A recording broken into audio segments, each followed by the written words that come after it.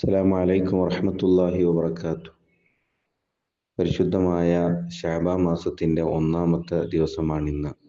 ശഅബാനു ഷഹ്രി, ശഅബാൻ എൻ്റെ മാസമാണ് എന്ന് ഹബീബായ റസൂലുള്ളാഹി സ്വല്ലല്ലാഹു അലൈഹി വസല്ലമ തങ്ങൾ പറയുകയും നബി തങ്ങൾ സ്വലാത്തിന്റെ ആയത്ത് അവതരിച്ചപ്പോൾ വല്ലാതെ സന്തോഷിക്കുകയും ചെയ്ത ദിവസമാണ് ഇന്നത്തത്.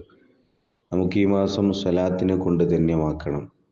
ഇന്ന് ഒന്നാമത്തെ ദിവസം നമ്മൾ തിരഞ്ഞെടുത്തിരിക്കുന്ന സ്വലാത്ത് മദീന മുനവ്വറയിൽ റസൂലുള്ളാഹി സ്വല്ലല്ലാഹു അലൈഹി വസല്ലമ തങ്ങളോട് സലാം പറയുന്നതിൻ്റെ തൊട്ട് മുകളിൽ എഴുതി വച്ചിരിക്കുന്ന സ്വലാത്താണ്. ഈ സ്വലാത്ത് ചൊല്ലുന്നതിലൂടെ അടുത്ത കാലത്ത് തന്നെ നബി തങ്ങളോട് നേരിട്ട് സലാം പറയാനും മദീന മുനവ്വറയിൽ എത്താനും നമുക്ക് തൗഫീഖ് ഉണ്ടാകണേ എന്ന ചിന്തയോടുകൂടെയാണ് ഈ സ്വലാത്ത് വർദ്ധിപ്പിക്കേണ്ടത്.